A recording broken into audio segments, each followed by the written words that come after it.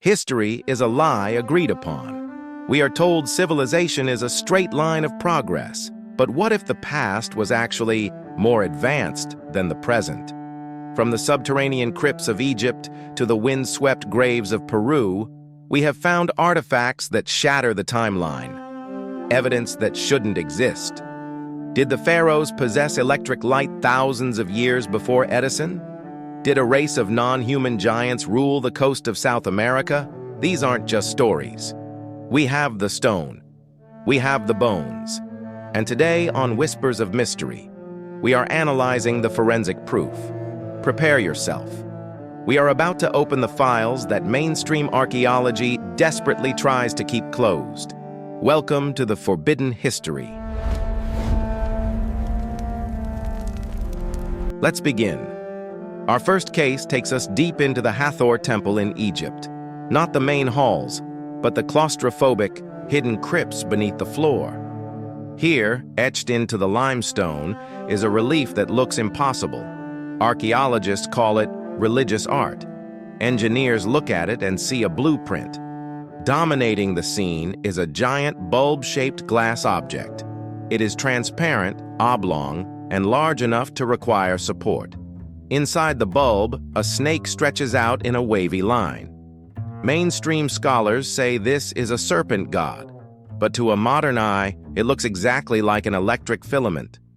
Compare this to a Crookes tube, early 19th century technology.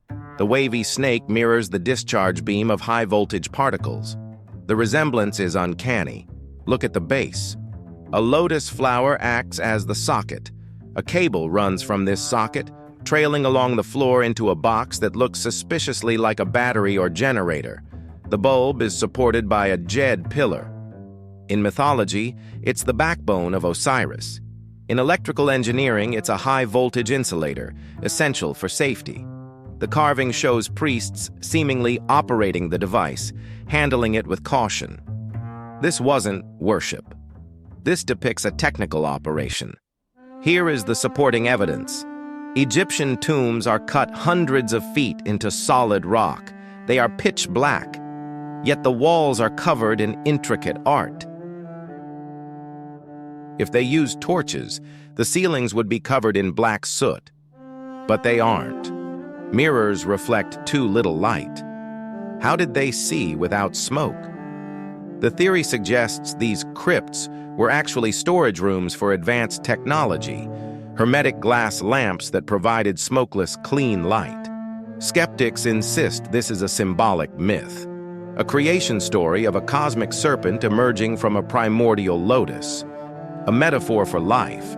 But why hide a creation myth in a secret basement? Or was this technology hidden because it was dangerous? Or perhaps not originally theirs? If Egypt had the power, Peru had the rulers. We travel to the Paracas Desert, 1928. A graveyard is discovered that changes human biology. Inside these tombs, archaeologists found over 300 skulls, but they weren't normal. They possessed extremely long, cone-shaped craniums. You might think, head binding. Ancient cultures did bind infants' heads to reshape them. But here is the scientific problem with that theory. Artificial deformation changes the shape, but it cannot change the volume. You cannot create more bone material just by squeezing a head. Yet the Paracas skulls have a cranial volume up to 25% larger than a standard human skull. This is a biological impossibility for a normal human. It gets stranger.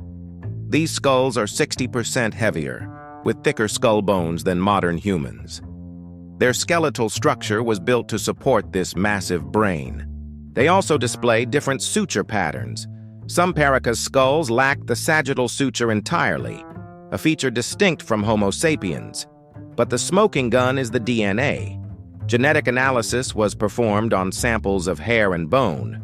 The results were shocking. They found unusual mitochondrial haplogroups. The genetic markers didn't match the local tribes. They matched origins from halfway across the world, or nowhere on Earth.